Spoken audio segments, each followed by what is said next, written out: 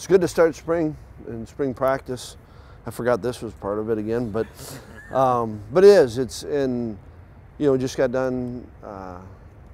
Had the team be able to meet today, and one, it was good. They all had a good break and to get them back. But two, just want to remind them that there's 4 phases to get ready for the season, and just finished up our winter conditioning and thought we did a lot of good things there. And then spring ball is the second part of it. And then you got summer and fall camp. So it's important to keep in mind for them that, this is an opportunity and a great opportunity to get better. And I think that's what you're looking to do is, we even talked about it with all of our, there aren't depth charts in the spring. There's, organizational charts and, this is where you're going. But I think a great way to get better and improve and learn is by putting yourself out there, and you want to have that type of environment where guys can put themselves out there, and I'm not saying fail, but maybe it doesn't work. We're talking about that in the winter. How are you going to max out lifting if you're not at some point you're going to fail. You're going to try to do too much weight and you don't get it, and you either come back and try it again or don't. And I think spring's the same way, and so it's a really good time. A good time for individuals, and I think in spring what you try to do is, as a player, you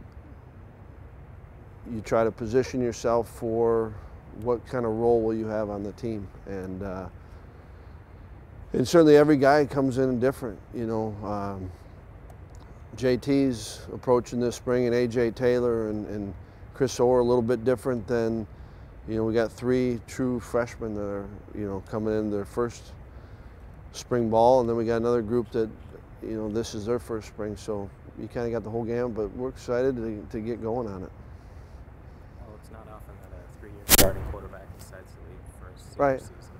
We haven't had a chance to talk since that. Yeah. Can you provide some insight into what led Alex to decide to pursue another option? Yeah, I mean, certainly had a number of conversations with him and his folks, and a lot of that I'll just keep between us. But it's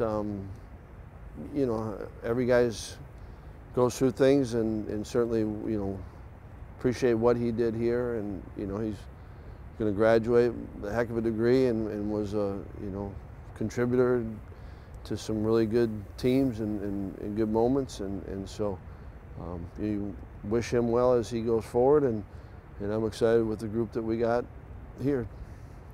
Did he come to you initially with that idea that maybe it'd be best for him to transfer, or was it just a sort of a mutual coming together? Like I said, we visited and more than just one conversation. Well, Paul, you got a new starter at that position now, obviously.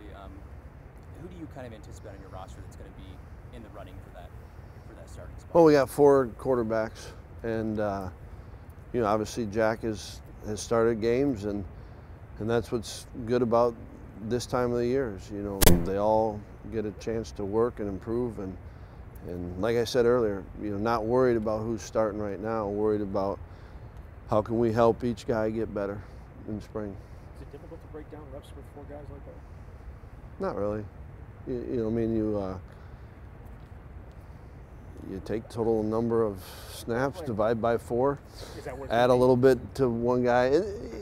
I mean, I'm being a little bit, but not really, right? I mean, because you want to do that anyways. Regardless of where guys are at. There's like Jonathan will probably be our starting tailback. But he's not he needs enough work to get himself better. Grosh needs that work. Nakia Watson needs work. We've made a couple of switches, Isaac Garendo. So you have to find a way to get everyone work, and I think that's what the quarterback, because I think that's where it changes. Like in your mind, if you're trying to see who's going to be the starter out of spring, then you better give them more snaps early, right? You got to narrow it all down quicker, and we don't have to do that right now. You just, because every guy, I think that's one of the things I've always appreciated about this program is, what guys do in the first spring and the second spring. I think those all add up, and they might not start till their junior year, but those, Scott Tolzien benefited from all those reps leading up to when he was in position to play. So I think you have to get everyone a lot of work, and I think that's where we talk about with our players, and it's probably good to go over with you guys again. I mean, the goal is not to come out with who's starting, right? Because it's who's getting better, and how do you create that in the spring for everyone, and so therefore every position, every guy will get work, needs to get work.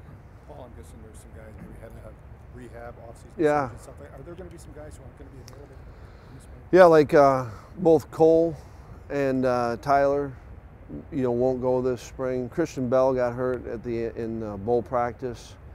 He won't go. There's a few more that'll be limited, and then hopefully, you get more out of them. But those three you'll notice, right away. Where does Garrett land? I mean, he's had a long time to come back, but is he going to be able to do much this spring? And projecting forward, what do you think he can give you that maybe you missed last year? Yeah, and Garrett's one of those that's kind of limited, and then you want to see what's it going to be. So I really don't know kind of what his pitch count will be exactly. Garrett's a guy that, he's one that you're kind of curious, and that's why how limited you hope it's less limited, because he's guys played good football and he missed a whole year, and he's a good player, and I think he can add a lot to us.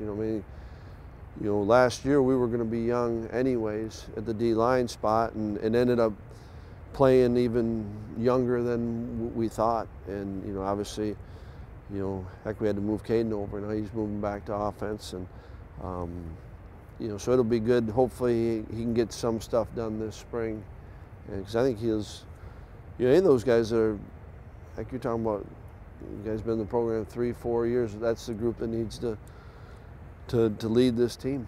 I know Joe has said that Caden can play center or guard.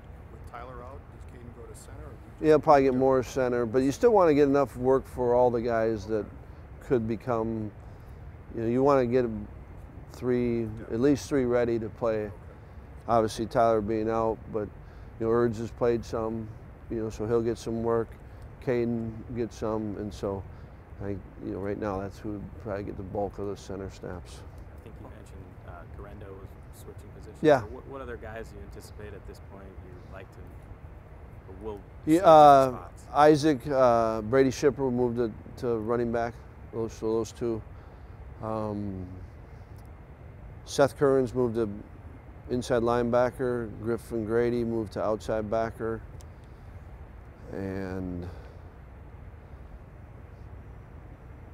that's not limited to, but that's it.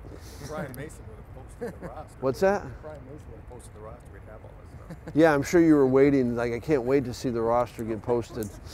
Paul, Bradrick Shaw struggled to get back from that injury last year. Is he going to be full go for the spring? He'll be on that limited list. So hopefully, the more he can go, it'll be good.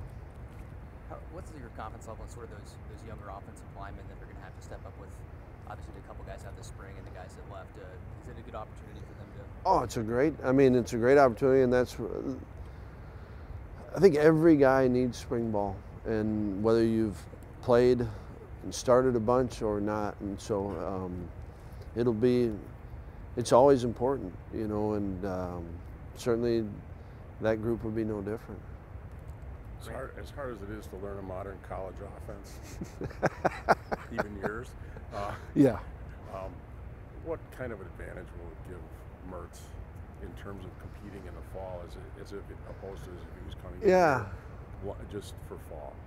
I think it does help, and I think that we've got Graham, Spencer Lytle, and Leo Chanel. And I think anytime, I used to think that the season kind of started, the calendar started, when you'd come in fall camp, and really when you go through and teach it, it gives you a chance to learn at a different pace, and that even when we're in spring practice, we've had 8 weeks where you've been able to talk through and get them familiar with things, and then you've got a practice day, and then you've got a meeting day and a practice. So I think it does help the learning quite a bit. And I think you said it right, you know, to give himself a opportunity to compete in the fall. And right now it's about learning it, understanding, getting comfortable with his teammates, you know, all those things.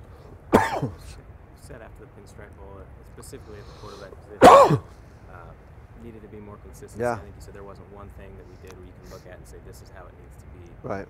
You've had a few months now to evaluate the season as a whole. What are the areas that you feel like you'd like to see growth in at quarterback compared to what you saw last year? Oh, I mean, you know, I think that if you want to take the quarterback position from last year, you know, there was some good. I mean, but I think every part of it's got to improve, you know, and I think that as a team, you know, that we did some good things, but we can be better and need to be better. You know, I think, you know, Jack certainly has some things that, because he played, all right, this is, you know, he's got a list of things that he can point to, and that you guys could probably do because you watched him playing games, and yet, you know, there's still more. I like the way that he kind of grew throughout, you know, those experiences. But I mean, it goes to the basics of how do you move a team, you know what I mean, and then what can you do within it, and you know, how do you know, knowing what we're doing, knowing what the defense is doing, knowing situations, all that just keeps you're always working on it. Well, you always talk about putting the players in the best position to succeed, and at some point it's up to them. But when you evaluated last season, did your staff, including you, meet your standards of putting them in position to succeed?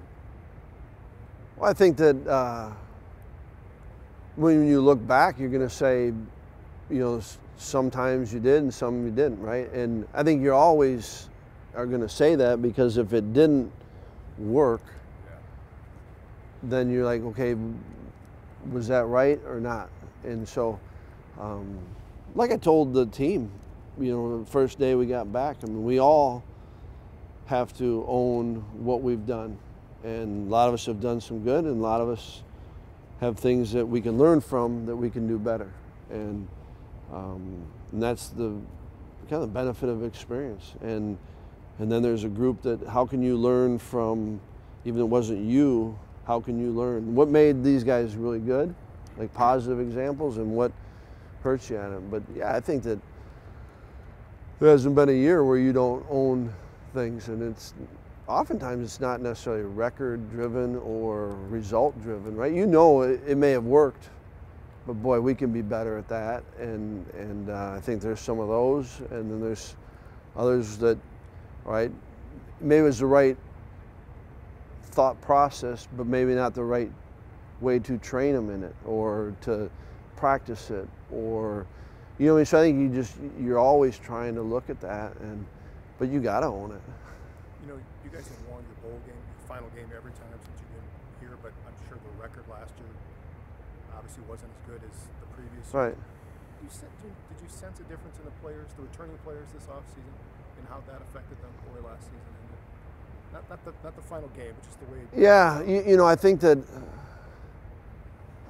you know, what's interesting to me is there's each individual, it affects differently, and it's probably what you, like if you're an older guy and you were a part of it, or you were a factor in those previous years, it would affect those two differently. So they both were there. You could have a senior, been through all that, but what was his role in it? I think it changes how they affect. That's where there is kind of a fresh start to every year. You know, I think every year I've been a part of this, there's an energy in the start of winter conditioning, there's an energy at the start of spring ball, regardless of what happened, because you are a different team. And like I said to the team, like last year, I mean, this year is not about, last year happened. There's lessons we learned. You know, this year is not going to be punishment or a reward, right, for what you did before. It's a clean start, and there are things that we look at, kind of your previous question, that what can we do better? You know, where are we at? And this is, and you explain to them why. You know what I mean? And this is, like, we're going to be on the field a little bit longer than we have been, you know, and I think a lot of it's you learn by doing, and we got to get more reps for guys, and so that way they can make a mistake and have another rep to maybe get better at it, or do something well and then do it again, and then it starts to become hopefully a habit. So,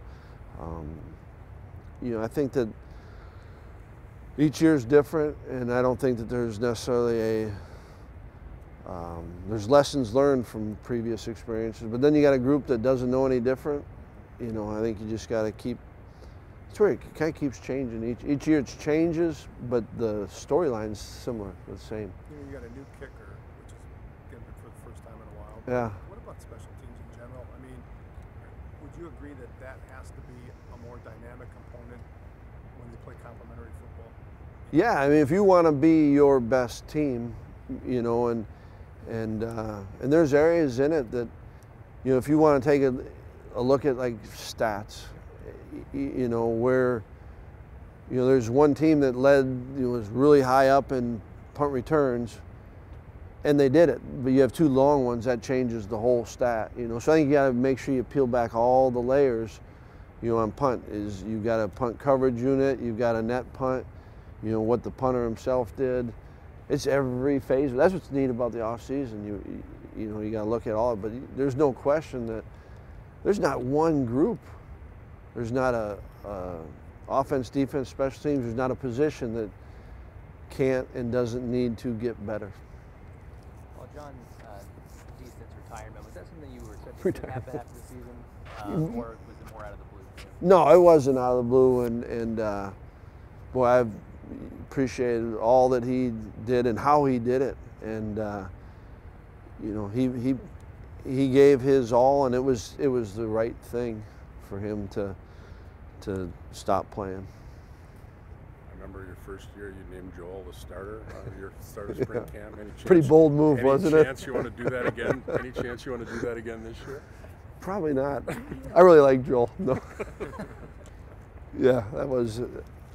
And that was, and he probably needed that as much as anyone, you know, when we did it. But yeah, I don't think they'll do the same today. Forgot about that. What went into pushing start of spring back? I know you used to have that week and then spring break and then.